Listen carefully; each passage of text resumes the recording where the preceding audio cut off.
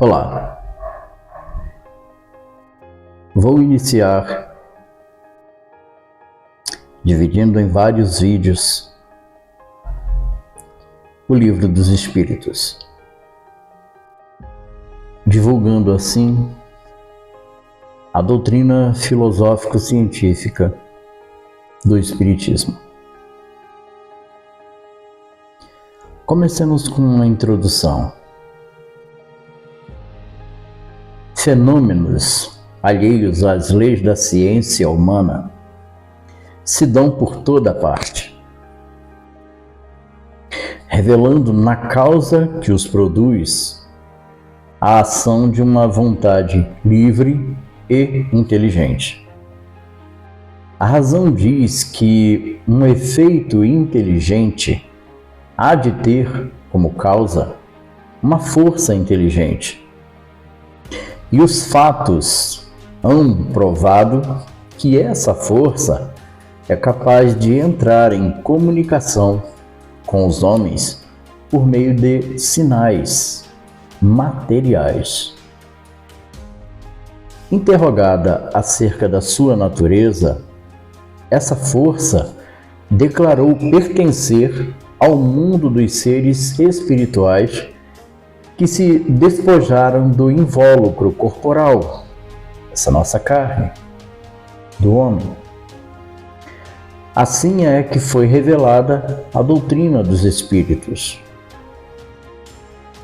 As comunicações entre o mundo espírita e o mundo corpóreo estão na ordem natural das coisas e não constituem fato sobrenatural, tanto que de tais comunicações se acham vestígios entre todos os povos e em todas as épocas.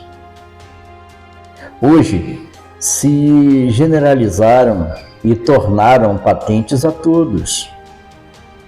Os espíritos anunciam a chegada de tempos marcados pela providência para uma manifestação universal, e que, sendo eles os ministros de Deus e os agentes de sua vontade, têm por missão instruir e esclarecer os homens, abrindo uma nova era para a regeneração da humanidade.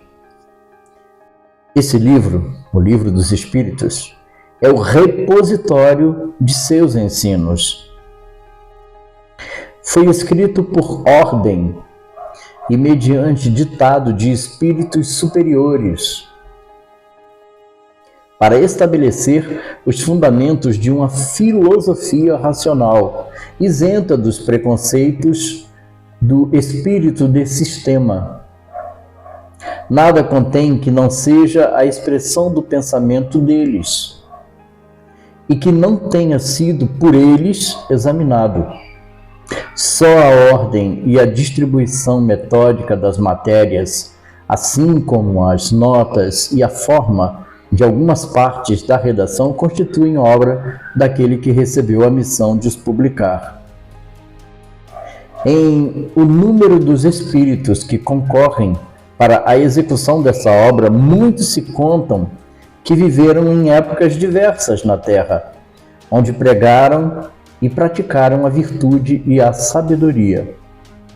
Outros, pelos seus nomes, não pertencem a nenhuma personagem, cuja lembrança a história guarde, mas cuja elevação é atestada pela pureza de seus ensinamentos e pela união em que se acham com os usam de nomes venerados. Eis em que termos nos deram, por escrito e por muitos médiuns, a missão de escrever este livro. Então o Espírito diz: ocupa-te, cheio de zelo e perseverança, do trabalho que empreendeste com o nosso concurso, pois esse trabalho é nosso. Nele pusemos as bases de um novo edifício que se eleva e que um dia há de reunir todos os homens no mesmo sentimento de amor e caridade. Mas, antes de o divulgares, revelo-emos juntos, a fim de lhe verificarmos todas as minúcias. Estaremos contigo sempre, que o pedires, para te ajudarmos nos teus trabalhos, porquanto esta é apenas uma parte da missão que te está confiada e que já um de nós te revelou. Entre os ensinos que te são dados, alguns há que deves guardar para ti somente, até a nova ordem. Quando chegar o momento de os publicares, nós te diremos. Enquanto esperas, medita sobre eles, a fim de estares pronto quando te dissermos. Porás no cabeçalho do livro a cepa que te desenhamos. Aí se acham reunidos todos os princípios materiais que melhor podem representar o corpo e o espírito. O corpo é a cepa. O espírito é o licor. A alma, ou o espírito ligado à matéria, é o bago. O homem, quinta essência, o espírito pelo trabalho, e tu sabes que só mediante o trabalho do corpo o espírito adquire conhecimentos. Não te deixes desanimar pela crítica. Encontrarás contraditores encarniçados, sobretudo entre os que têm interesse nos abusos. Encontrá-los-ás mesmo entre os espíritos. Por isso, que os que ainda não estão completamente desmaterializados procuram frequentemente semear a dúvida por malícia ou ignorância. Prossegue sempre. Crê em Deus e caminha com confiança. Aqui estaremos para te amparar.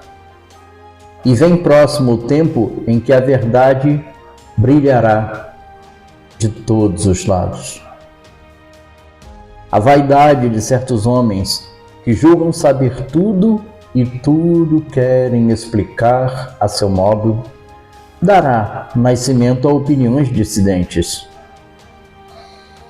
Mas todos os que tiverem em vista o grande princípio de Jesus se confundirão num só sentimento, o do amor, do bem, e se unirão por um laço fraterno que prenderá o mundo inteiro. Estes deixarão de lado as miseráveis questões de palavras para só se ocuparem com o que é essencial. E a doutrina será sempre a mesma, quanto ao fundo, para todos os que receberem comunicações de espíritos superiores.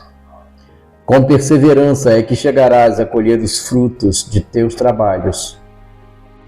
O prazer que experimentarás, vendo a doutrina propagar-se e bem compreendida, será uma recompensa cujo valor integral conhecerás talvez mais no futuro do que no presente.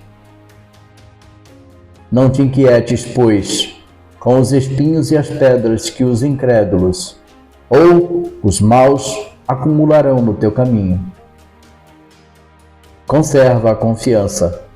Com ela chegarás ao fim e merecerás ser sempre ajudado. Lembra-te de que os bons espíritos só dispensam assistência aos que servem a Deus com humildade e desinteresse e que repudiam a todo aquele que busca na senda do céu um degrau para conquistar as coisas aqui da terra, que se afastam do orgulhoso e do ambicioso. O orgulho e a ambição sempre serão uma barreira erguida entre o homem e Deus. São um véu lançado sobre as claridades celestes, e Deus não pode servir-se do cego para fazer perceptível a luz. Tudo isso foi ditado por São João Evangelista, Santo Agostinho, São Vicente de Paulo, São Luís, o Espírito da Verdade, Sócrates, Platão, Fénelon, Franklin, Swedenborg.